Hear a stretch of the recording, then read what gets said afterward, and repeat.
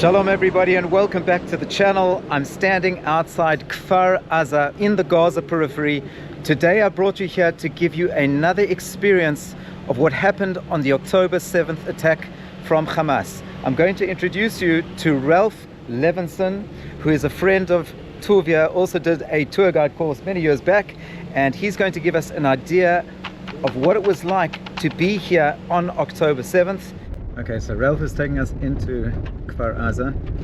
Firstly, it's nice to be sitting in a car, speaking Afrikaans, with 3 licensed tour guides with no work.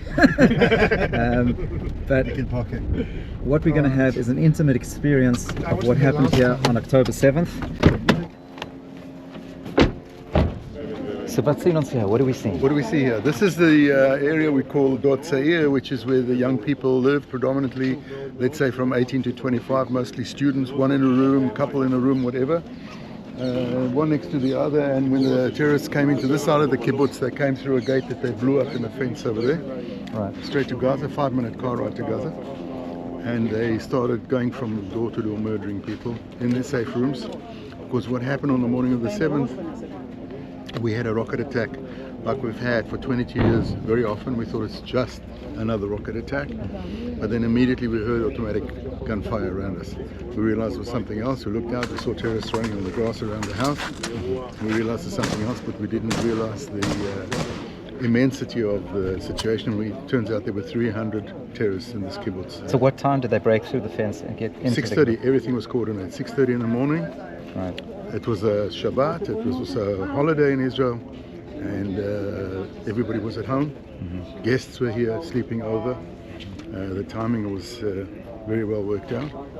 And some people were walking around the kibbutz, some people were going bicycle riding, those kind of things. So they were all murdered, all those that were outside their rooms. Where were you at that stage? I was in my bunker with my wife, other side of the kibbutz. And I believe you have a son and a daughter? My daughter lives in this room. See, that lady's walking exactly, see the wall is blown away? Yes. She was there for 36 hours, alone. 36 hours. Alone, in the dark, no electricity, phone ran out, no water, no food, hiding under the bed in a bunker, praying that she would come out alive. But she told us on the phone, when this happened, that her battery was about to run out and we won't hear from her. And eventually when we were evacuated from where I live, this was about 20 hours after it started, we were taken out by the soldiers, marched to pick up a few more families, put in another bunker because there was a lot of small arms firing on us. And then they eventually took us to the road where the petrol station is, where you saw the top of the road. And she wasn't there with all the evacuees. So we thought she's not alive, because we knew that everybody was killed. And then she phoned us about 6 hours later when when she was evacuated. She got a phone from somebody else whose phone was still going. She called us and said, "I'm alive." It's like another birthday for us. She's alive. My son, 3 children, and his wife, other side of the kibbutz, were also evacuated, more or less like we were, more or less the same thing. You had contact with your son during that time? Sporadically, because when you're in the bomb shelter and you close the steel door, you have no reception. Right. You've got to open the door, which is very dangerous. Right. The bomb shelters are actually designed to protect the people inside from rocket attacks and mortar attacks. Yes. They are not designed for frontal attack. That's why they were ineffective. You operate more power on the handle from the outside than the one on the inside, you open it. If you don't, you shoot through the door. Right. An AK-47 bullet goes through and blows your hand off. Some people have their hands blown off by trying to hold the door. Some of us were taken to Eilat. I was taken to Eilat with my wife. We were there for a few days because my son was there. His kids are severely traumatized. So we stayed with the one child, with my daughter-in-law, because she wouldn't be alone for 1 second. She wouldn't leave the room. She had fits of anguish all the time. And my grandson, who's 17, lost his best friend who'd spent the night with him before in Kibbutz Nachal Oz. He was the kid that they wrote about in the media. His name was Tomer from Nachal Oz. He was taken by the terrorists from door to door, with a gun to his head, knocked on the door to ask people to open the door for him. They opened the door, they were mowed down. He eventually tried to escape and he was also killed. So my grandson was trying to process it, and my wife went to Shwaim to be with him and to try and help him to go to the funeral, which couldn't be held here because it was too dangerous. It was held somewhere else, a temporary cemetery.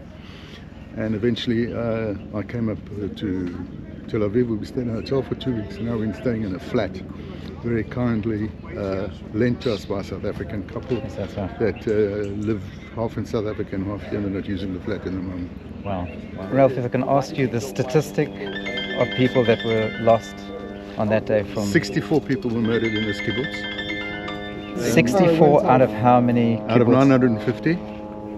And 18 were taken hostage, of which most have been returned, mostly women and children.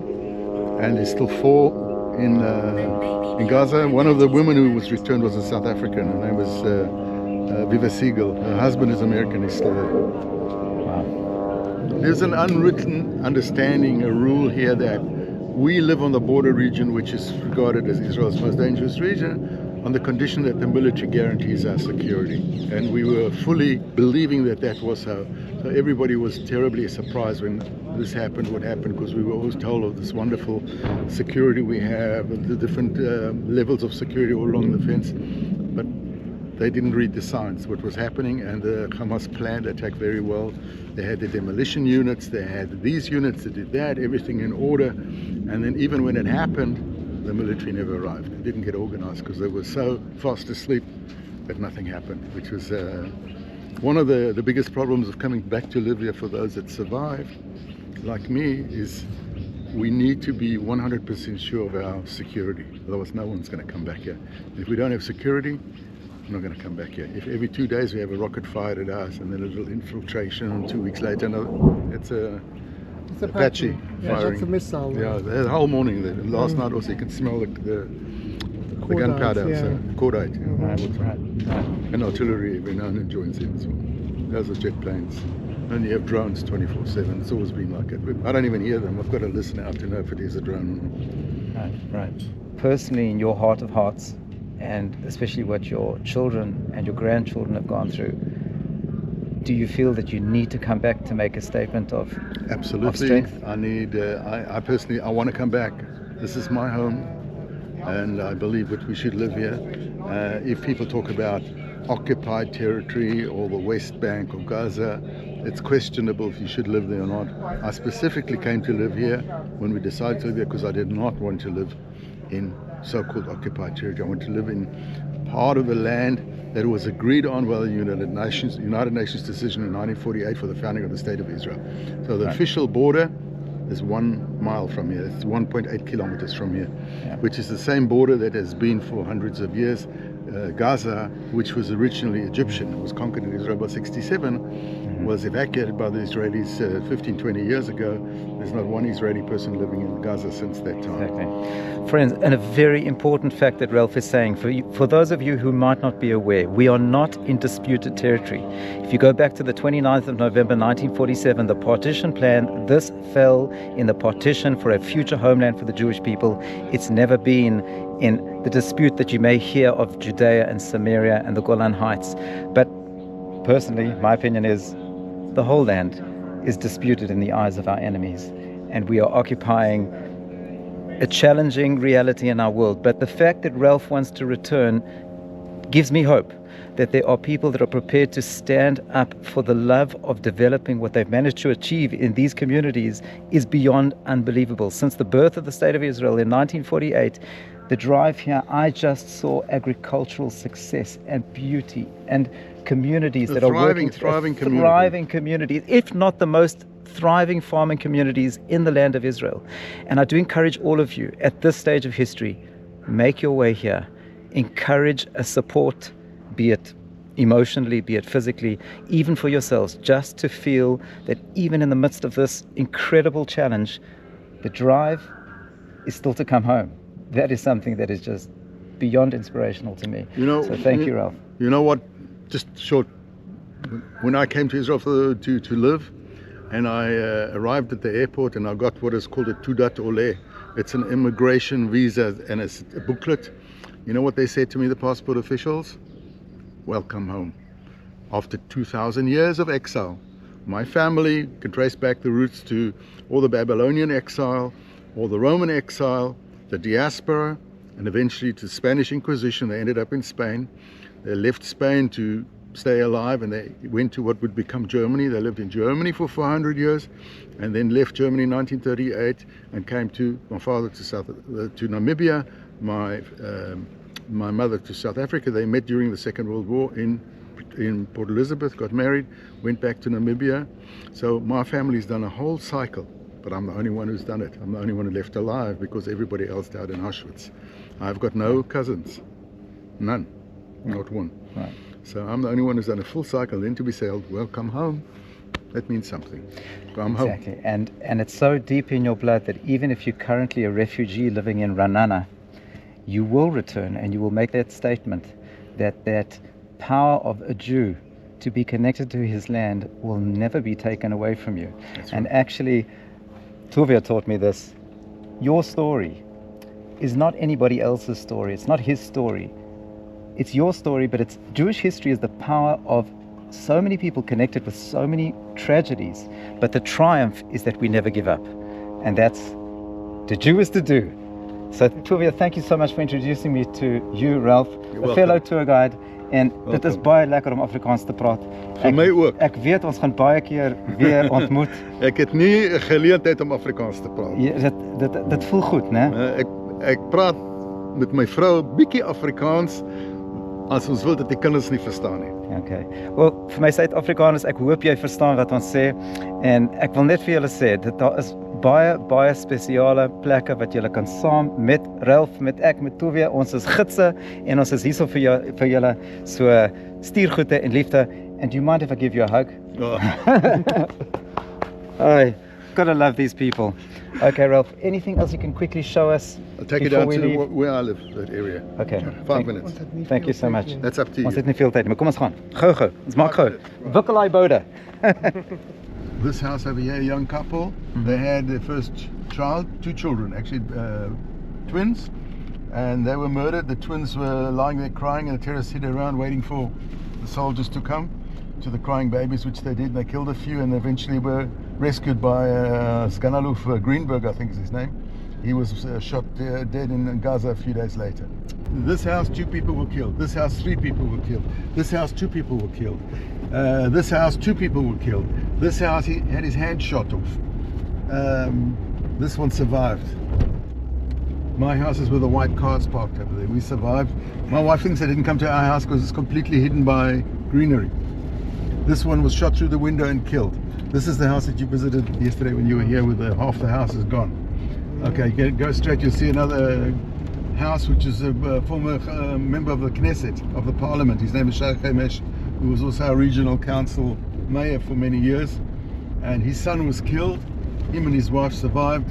They lived in this house that's collapsed on the left-hand side. Tell him quickly as we go to Shingiman about the 2 kids who were in the cupboard. His 2 kids were hidden in the cupboard. They called the grandmother as they normally do, but the grandmother was overseas. And he said, Mom and Dad are dead. And they said, what are you talking about? He turned the phone around and showed them a video of the dead parents lying in front. So they were hidden in the cupboard for about 15 hours, talking to the grandmother and to social workers until the army came to collect them. So you can imagine what kind of trauma they're suffering from. The parents are dead. They saw the murder and they were hidden in the cupboard for 10 hours or something like that, 12 hours, waiting to be rescued. 8-year-old and 6-year-old. And who looks after them now? The aunt, they're being adopted by the aunt. The grandmother's my wife's very good friend, and she's like staying quite close to them so she can also help look after them. Super shalom. Thank you. So you should Ralph. tell Sam what you told me yesterday about the 3 ways to say dead in Afrikaans. He knows that's quite Conjugation of Afrikaans, you know, of dead, the word dead. No, quickly tell me, hang on. Mors dood, Ja, vrek dood. dood, mors dood en vrek dood. Lekker. Yeah, Ralph, thank you so much for your All the time. best. And we hope to see you in good times. Amen, And to bring Beautiful. strength to the community and solidarity to the community. Thank you. We'll see you It's soon. good, by the way, you should get the only 3 tour guides in Israel that have Afrikaans their tour guide license. Let's It's kind do of a it. Let's do picture. it. So there you have it, friends. 3 Afrikaans tour guides. I believe there is another one. Gershon. Oh, there's 4. 4 of us. So Lifta here from Kfar Aza, and we'll see you in the next part of our vlog. We're heading to Tukuma. Enjoy. Alles van die beste. You too. Bye bye. Bye. Okay,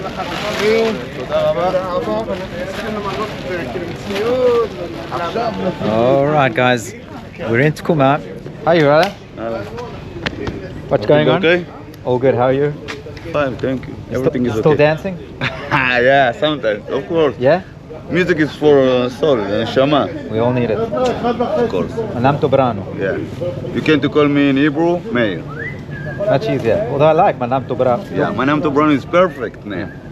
But you know, sometimes people, you tell them Manam to, they forget, they don't know, they tell me, so I tell them, call me Meir, it's okay. Let's do it, Mayor. Mayor, a soldier, a dancer, an excellent guy. Look, another African. And another African. Okay, so Drum Africa, Isratrack Africa, Call Africa, okay. by the way, the next part of our vlog, the reason we're here is to deliver these medical combat vests. The Faith family from Washington, D.C. Wow. have very kindly donated enough vests for our entire unit. For the doctors, for the paramedics, for the combat medics, and for the fighters.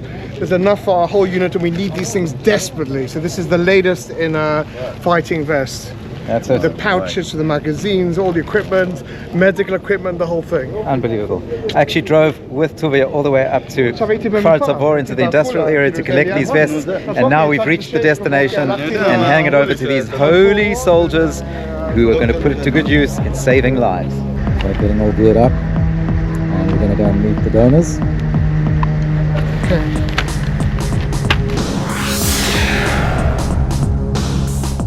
I've come here to meet